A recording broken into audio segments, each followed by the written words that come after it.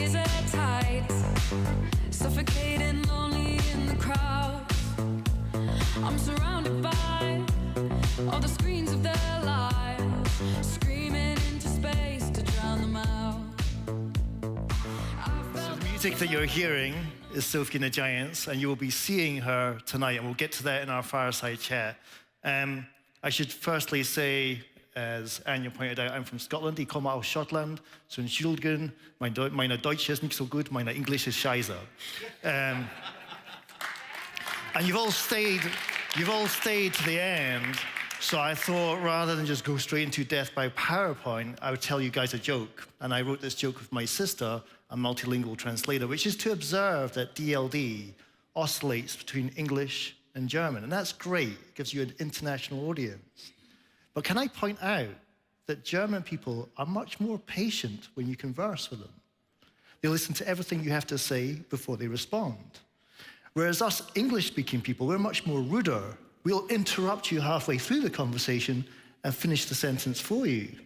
Was ist das? Is this a stereotype, that German people are more polite and British people more rude? Nein. It's because you guys put the verb at the end. Get it? It means I really want to disagree with you, I just don't know what you're going to say. With that, we are going to discuss a word which, if you have a Scottish accent, you can't pronounce, glocalisation. And I'm going to make it relevant to you.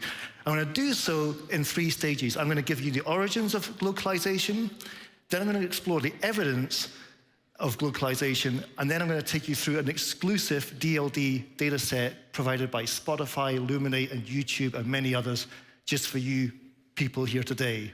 I think my village has got more people than in the audience right now, but nice to be at home. So you're getting a treat because this is going to be talked about tomorrow morning. Let me just give you this word glocalisation and break it down to you in 2 slides.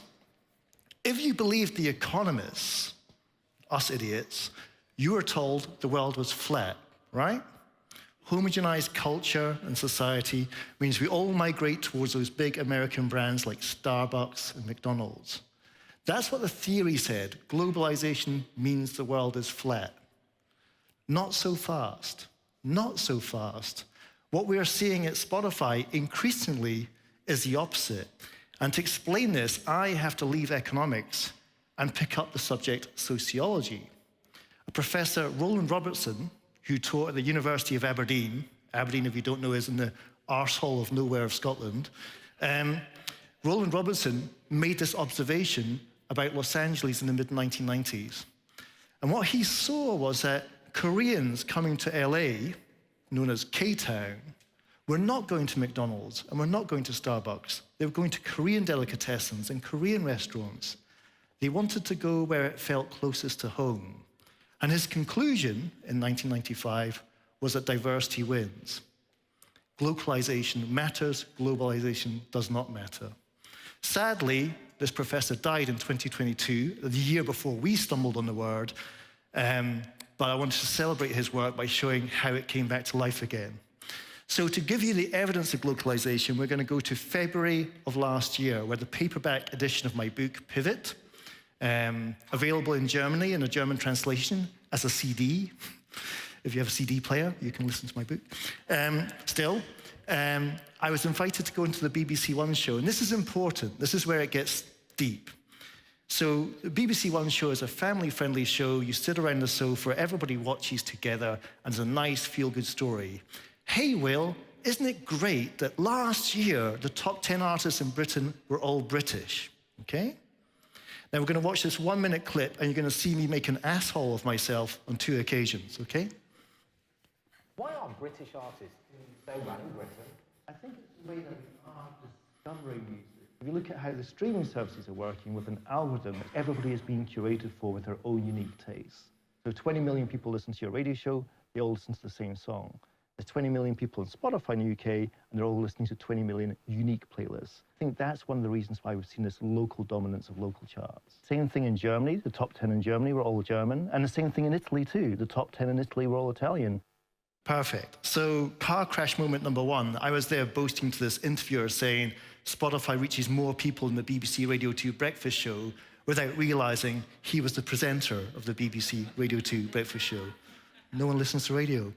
Point number 2 was, it's not a British story. It's happening across Europe. I mentioned Italy. We'll turn to Germany soon, but I mentioned Italy. Last week, Italy announced 87 of the top 100 artists in Italy were Italian, performing in Italian. Taylor Swift was at the bottom of that table. This is happening in Denmark. 9 of the top 10 artists in Denmark are Danish, singing in Danish. Not even the Swedish people can understand that. And that made me interested in this word. So how can I summarize what it is very succinctly? I'm going to hand it to the Financial Times, a fantastic newspaper, who allowed me to write about it. And they chose the headline, "Music markets are glocalizing and the English-speaking world better get used to it." We used to have it easy. We're not having it easy anymore. So I start this article by saying that Britain is one of 4 music exporters in the world. America, obviously, Britain, thankfully, Sweden, interestingly, and now South Korea. And we used to knock out global pop stars every year. Here's an Adele, here's a Snow Patrol, here's an Oasis. I don't think, and I offer this as a challenge, if anyone can prove me wrong, I will give them a bottle of Sherry Cask Speyside whiskey, the good stuff, not the crap that we sell the English. I will give you that bottle if you can prove me wrong. We have not produced a true global pop star since Dua Lipa in 2017, the year after Brexit. Sow a seed. What's changed, glocalization, it's not the problem of the talent, it's the change in the market. Because this combination of local music getting to the top on global streaming platforms changes our industry, and for every industry in this room. If you're in advertising, this is going to change your business tenfold. If you're in gaming, this matters. If you're doing audiobooks, Audible still doesn't give you language of preference. It matters. It's not just a music thing here. Now, you may ask, why is this happening? Again, I can frame it. I can't explain it. Ask an anthropologist. Ask a sociologist. Don't ask me, but I'll try and give you some structure here. I think on the supply side, we're seeing in music lower costs, so people like Sophie can get to market very cheaply. We see more data science, so we actually know what's being consumed. And we also see less global prioritization. And that's led to this huge supply of new music. We can confirm this. More music is released on Spotify today, this Friday, than was released globally in the calendar year of 1989. 1 calendar year, 1 day. Think about that. On the demand side, it kind of changes. Used to be the case that we got what we were given. Radio and TV determined what you listen to. Now, on Spotify, Apple, Amazon, and YouTube, you choose what you want. And what that results in, I think, is glocalization, where local creators and consumers prefer being big fish in small ponds, a big Danish artist in Denmark, a big German artist in Germany, as opposed to being a minuscule fish in a global pond dominated by American and English-speaking artists. That's my theory. If it's horseshit, I apologize, but I believe that's what's driving this around.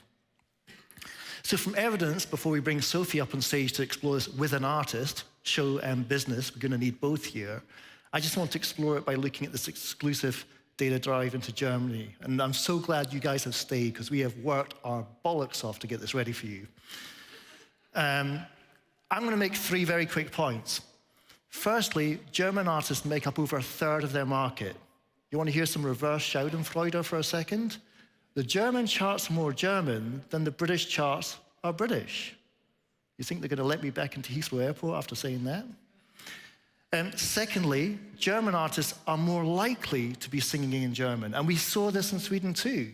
Back in the early days of Spotify, Swedish artists were doing great singing in English. Those same artists are now choosing to sing in Swedish. I'm asking the question, why? And finally, global streaming, not local radio, is the cause of this. That's my argument in 3 points. We have 3 exhibits, and we're going to bring Sophie up. Exhibit number 1, bit complicated. In economics, we call this a tornado chart, where I simply take the top 10,000 artists in Germany and rank them into 10 buckets, or deciles, and ask, where am I finding the Germans? Now, 10,000 artists captures 95% of the market. For the academics in the room, this is robust. And a good tornado chart is when it bulges at the top. That is the cream, the local talent that's getting to the top. A bad tornado chart is when it bulges at the bottom, when the local artists are falling to the lower end of the chart. And then I'm blind in the left eye, but I can tell you right now, that is a very, very impressive bulge. German artists are being discovered at the top of their chart. Not only is there more presence of German artists in Germany than there are British artists in Britain, but those German artists are found at the top of their own charts. So that would be my argument for number one. Now for argument number two, I want to go closer. I want to look at that top 1 to 1,000 artists in this country and look over time and say, what language are they singing in? Here we're going to put bar charts from left to right. We're going to look at 2022, 23, 24, and I'm going to bucket these artists into those who sing only in German, those who sing in German and other, and those who sing in English and other. If it's Lewis Capaldi, it's Scottish, it's somewhere in there. So what you can see very quickly here is these bars are getting bigger. There's more German artists being found in the top 1,000 in their own country, and the red section is getting fatter. More of those Germans are choosing to sing in their local mother tongue, a language that very few people outside of Germany, Switzerland, and Austria would understand. Again, I'm the economist, I'm trying to frame it. There are people in this room way better placed to try and explain this. The third thing is controversial, and it's to look at radio. How does radio, which is regulated by your government, perform vis-a-vis Spotify, Apple, YouTube, which is not regulated by your government, perform? And this is quite interesting, because again, we're going to go from 2021 to 22 to 23 and count in the top 100, how many German artists did we discover on streaming, and how many German artists did we discover in that top 100 on radio? So to be clear, in 21, 31 of that top 100 artists were German. On Spotify, it's much higher. By the way, on Spotify, it's 56, so it's more than half. Whereas on radio, it's only 5. Now take a look at this. In 2022, it's 31. Still, around a third of the charts are German. On radio, of the top 100 songs on radio in 2022, not one, keiner, was a German language artist. And then lastly, the number goes up here, 44, and falls down here. Now, you can take from that what you want, but the question I wanted to pose is how these markets operate. Local markets, local radio and television, are not supporting the German talent, but global platforms seem to be. And that's a contradiction. It should be the other way around. So just one point on regulation before we close it out is I find it ironic that the free market is producing this effect where the regulated markets have failed, which is domestic prominence. Not just Germany. The French charts, French radio has quotas. The French charts on Spotify are far more French than their radio charts are. Again, I can frame that. I think this room can better explain it. So to close this off and bring Sophie up on stage, the Economist got it wrong. If I can make one key point here, us bozo economist idiots, we got it wrong. The world is not flat. We're not seeing the homogenization of culture like we predicted. The sociologists who looked at glocalization, they got it right, and it's changing the game. For every media industry in this room, this has an impact. You know, Martin Sorrell, the head of WPP, a famous advertising executive, joined me on stage last year in front of 4,000 people in advertising and said, if Tweedledum and Tweedledee think the future of advertising is going to revolve around New York and London, get a job in a shoe shop. You don't belong here. He can sell cars to Serbia by pressing one button and changing it into 6 different dialects for the Serbian market. It's changed. And then finally, just to close it out, to stress, the world isn't flat, so we have to deal with it. That's a crash course in glocalization. You can hijack me afterwards or at the concert tonight to explore this more. But firstly, from the business to the show, let's bring Sophie up, and please, first round of applause tonight, because you're going to cheer her again.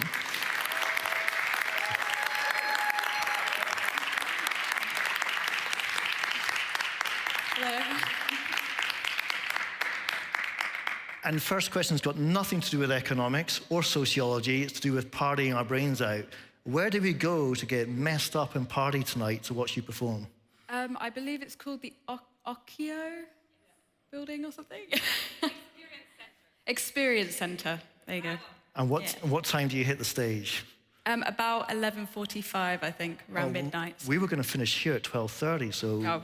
Running over. When do you come off stage? How late is this thing going to go? Probably to about 1 a.m. Oh, that's not very rock and roll. I'll make it feel like forever. Sophie, tell us a little bit about your music and perhaps begin this introduction to you as the artist by telling us where you got signed. So I got signed to Universal in Berlin.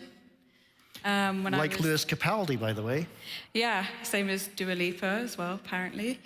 So you haven't produced a global pop star since 2017. You get the bottle of whiskey. Soon to be me. It was the Germans who got there first. Yeah, and I've been with Universal Germany ever since. And it's blown up for you here because I looked at your stats before coming on stage, and your number 1 country is Germany. Yep. Your number 2 is Italy, which I'm dying to get into. But Britain is number 9. Yeah. Now, you're based in the UK, but you're blowing up here and you're blowing up in Italy. Just give me a quick geographical headfuck of what that means to you.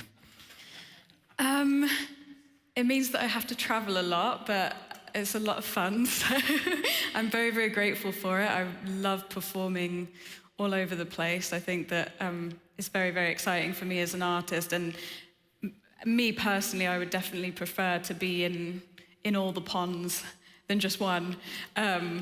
But yeah, I'm not really sure what it is about the UK, which I'm really interested to try and dig into more, but how it is harder to break in the UK, it seems, these days. I can give you my bozo economist answer to that, and it applies to how do I keep this concise. I believe glocalization is a force for good if you're European or Brazilian, for example, and not English speaking.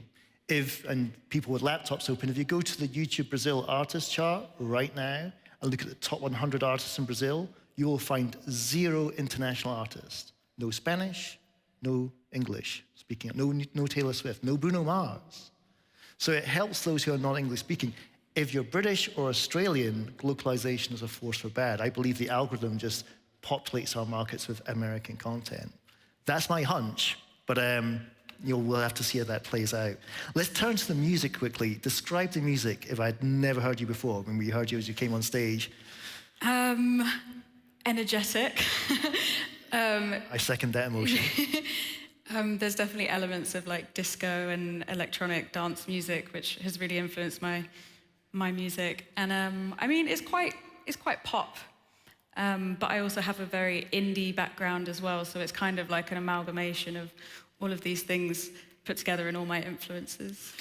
And who would you like your music to get to? Do you target a demographic, or is your music for all people from all walks of life? I think it's for everybody. I feel that too. Yeah, I hope so, anyway.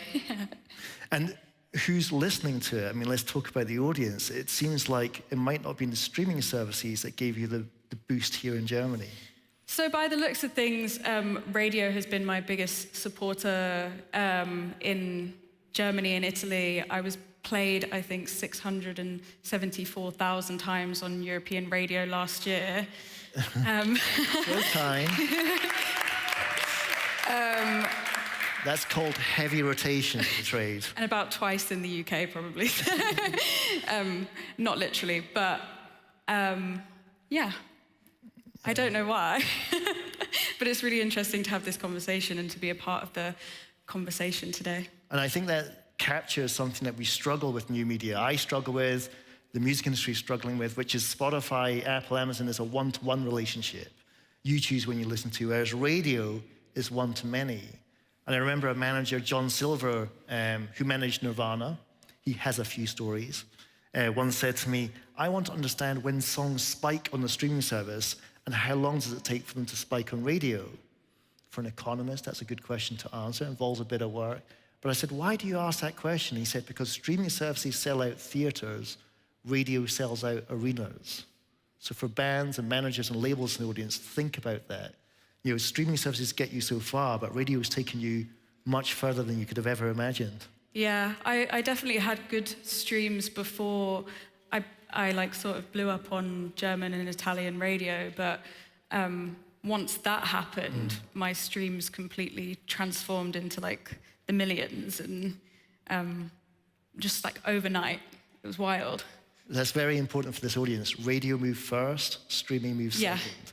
And Shazam before, so it was like radio, people Shazamming the songs from radio, and then Spotify, people looking me up, I suppose. don't underestimate the role of Shazam. In my book, I did a case study. I worked with the artist Megan Trainor, and tags for her song All About That Bass hit Shazam before radio, before streaming, and before sales. We were stuck. If there wasn't those places, where were people tagging it? And do you know where they tagged it? Starbucks. Wow.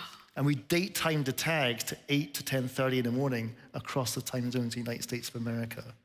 We have streaming pluggers, radio pluggers, but nobody employs people to plug music in Starbucks.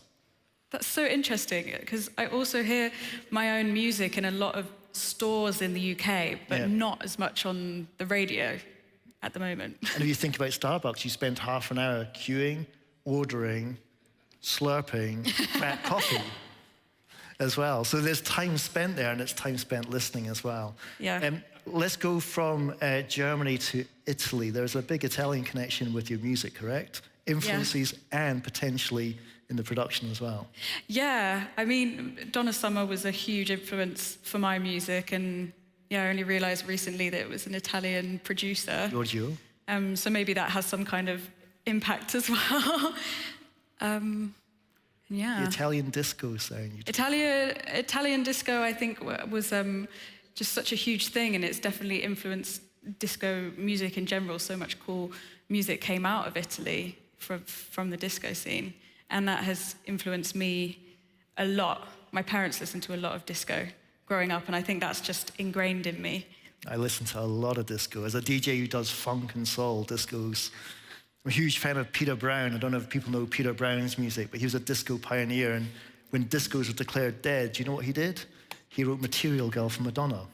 No way. The disco just came back through the back door. Yeah. As well. So when they come and see you tonight and everyone's going to be shaking it, what can they expect? A lot of energy. I think it's just going to be a party. I think every show that I do, it's sort of like a party between me and the audience. So if you want to get to know me better, I'll see you there. And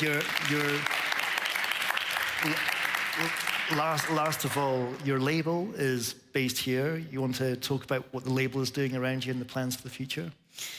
Yeah, so I've been working with my label since I was 18, so it's been a good few years now. I'm 26, and you're a bit older than me. No. Yeah.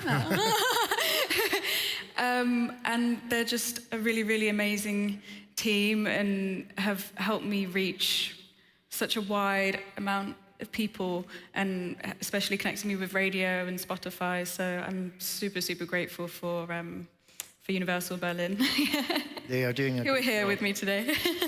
A big shout to Frank Brinkman and the whole team at Universal Berlin. Yeah.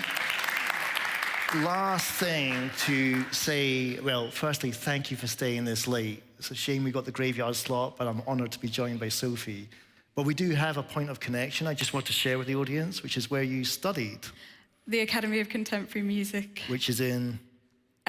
Guildford. Which is like a basin, it floods all the time. So I am passionate about teaching economics. My father taught me to teach economics when I was 11. Bizarrely, I specialized in the German economy as a student in Düsseldorf.